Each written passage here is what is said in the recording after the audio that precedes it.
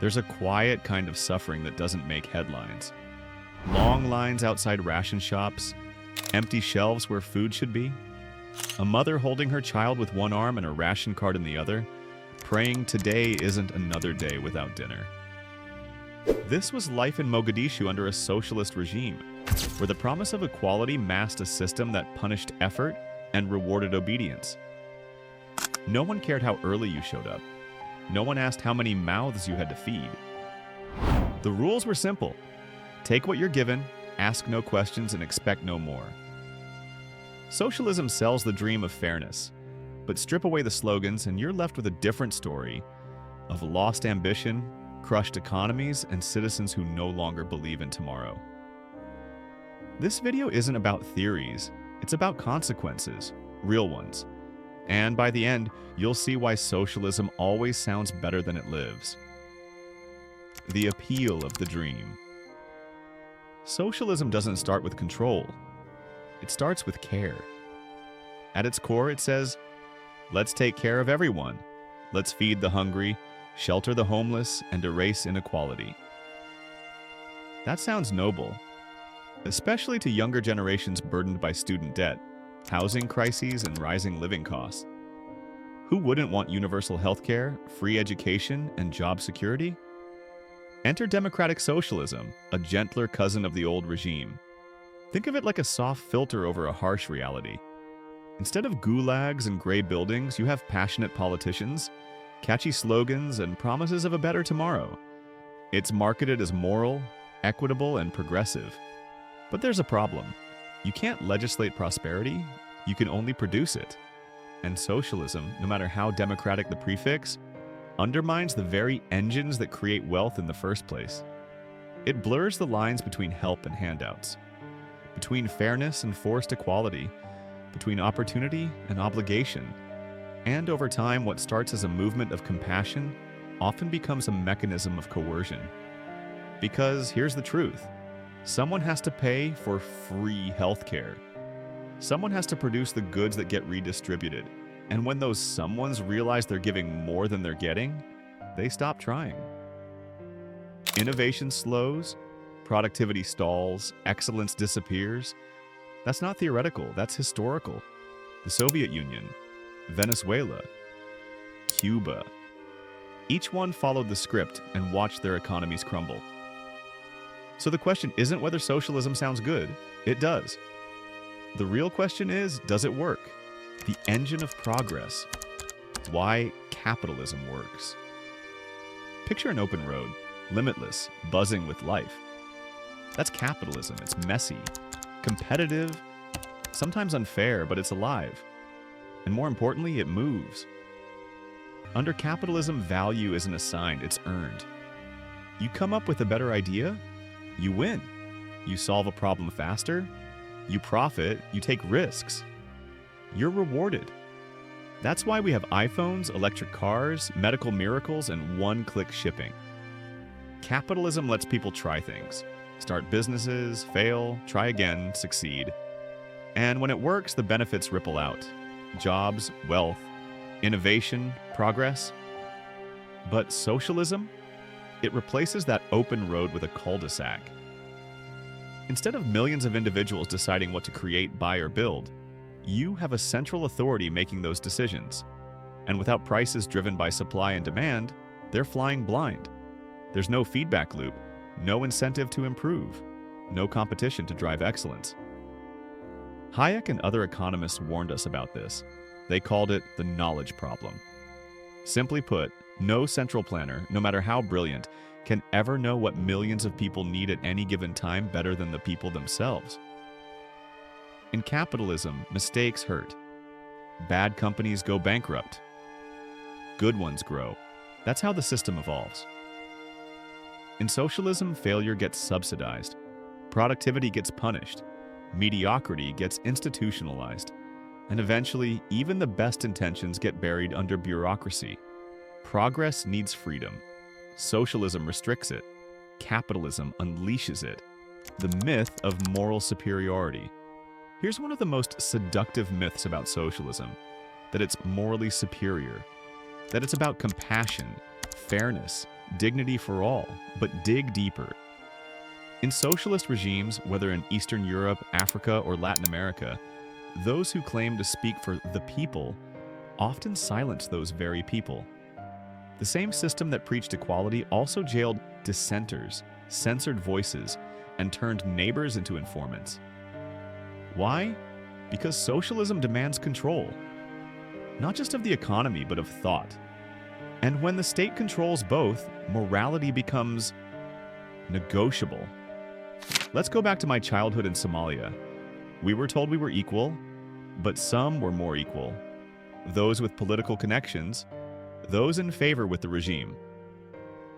While my mother stood in the sun for sugar, party insiders dined on luxuries. A system built to help the poor ended up empowering the powerful. Sound familiar?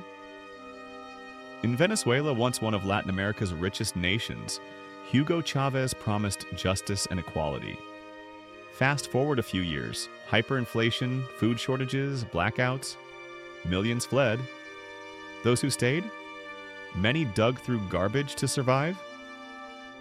Socialist rhetoric is often beautiful. Socialist reality, brutal. And yet, many in the West, safe from the consequences, romanticize it. They wear Che Guevara shirts, quote Marx, and tweet about late-stage capitalism from their iPhones. But there's nothing moral about taking from someone who earned and giving it to someone who didn't, by force. True compassion isn't compulsory. It comes from freedom, charity, and community, not mandates and government edicts. If socialism were truly about lifting the poor, it wouldn't crush the ladders of opportunity. It wouldn't punish merit. It wouldn't silence ambition. Morality without freedom is tyranny. And socialism, despite its noble sales pitch, requires sacrificing both neo-socialism and woke economics. Today's socialism wears a new outfit. It's not just about wealth anymore, it's about identity, about power structures, about who's oppressed and who's privileged. This new wave, let's call it neo-socialism, merges economic theory with cultural dogma. It doesn't just challenge capitalism's efficiency, it questions its very morality. And here's the danger. When everything becomes a matter of oppression, truth becomes irrelevant. Intentions matter more than outcomes. Equity is confused with equality, and individual merit gets buried under collective guilt. You've probably heard the slogans, capitalism is racist, profit equals exploitation, the system is rigged. These ideas sound edgy until you realize their real-world implications. They call for the dismantling of the systems that have lifted billions out of poverty. They push for wealth redistribution not based on need or effort, but on group identity. They suggest that the solution to inequality is not opportunity, but control. Sound familiar? The Marxism of the 20th century divided people into economic classes. Today's neo-socialists divide them by race, gender, and identity. The labels are different. The logic is the same. And once again, capitalism is the villain. But here's what they don't tell you. Capitalism has done more for racial, gender, and economic mobility than any ideology in history. It has no regard for skin color, accent, or background. If you have a solution, a product, a skill, you can rise. It's not perfect. No system is. But the alternative isn't progress, it's paralysis. Neo-socialism claims to empower the oppressed, but ends up making everyone a victim. It replaces personal responsibility with blame, hard work with handouts, dialogue with dogma, and in the process, it turns a free society into a fragile one. One tweet away from cancellation, one mistake away from exile, one disagreement away from being labeled problematic. Freedom dies not with a bang, but with a hashtag. The cost of control. At its heart, socialism is about control. Control of prices, of production, of people. And that control comes at a cost. Economic, social, and psychological. Ask anyone who's lived under real socialism, not the Instagram version. Ask the farmers who were told what to grow and how much. Ask the engineers who watched their inventions rot because the government said, "Not yet." Ask the parents who couldn't choose where their children went to school or what they learned. That's not equality, that's coercion. And the longer it lasts, the harder it is to escape. Because under socialism, the government becomes everything: employer, landlord, educator, doctor. And once it owns everything, you own nothing, not even your future. Now compare that to capitalism. Flawed? Of course, but fixable. You don't like your job? Find a better one. You have an idea? Start a business. You disagree with the system? Criticize it publicly. That's not utopia, that's freedom. And while freedom can be messy, it's also resilient. It allows for growth, reform, reinvention. Control doesn't. When incentive dies, progress dies. In any society, progress doesn't happen by accident. It's driven by incentive. The reason humans innovate, take risks, and build better futures is because there's a reward for doing so. But socialism strips that away. Why work harder if the outcome is the same? Why innovate if success brings no personal benefit? Under socialism, effort is divorced from outcome. The doctor who spent 12 years in training makes as much as someone who didn't finish high school. The inventor of breakthrough technology gets no more than the bureaucrat who rubber-stamped papers all day. Without incentive, excellence fades, innovation slows, creativity dries up. Look at once promising socialist nations: Venezuela, East Germany, the USSR. Productivity collapsed. Technological progress stalled. Their best minds either fled the country or gave up. That's because you can't command greatness. It has to be earned, inspired, and rewarded. And when a system tells people, it doesn't matter how hard you work, we'll take care of it all, they stop trying. Slowly, the entire machinery of progress rusts into stillness. Capitalism isn't perfect, but it thrives on energy, motivation, and possibility. Socialism? It suffocates all three. Equality versus equal misery. Socialism promises equality, but too often it delivers equal misery. It flattens society not by lifting everyone up, but by dragging everyone down. In pursuit of fairness, it erases ambition. In pursuit of equity, it punishes success. The rich may lose their wealth, but the poor lose their only chance to escape poverty. There's a difference between equal opportunity and equal outcome. Capitalism, at its best, tries to offer the former. Socialism enforces the latter, whether people like it or not. And when you try to equalize outcomes, you eventually need force. You need price controls, speech controls, movement controls. You need to tell doctors where they can practice and tell farmers what they can grow. You need to silence critics who question the system, because truth becomes dangerous when reality doesn't match the promise. And that's when socialism reveals its darkest edge: authoritarianism. Not because socialists always want tyranny, but because their system requires it to function. You can't force equality without first taking freedom. So, instead of lifting people out of suffering, socialism often ensures everyone suffers the same. Except, of course, the ruling elite.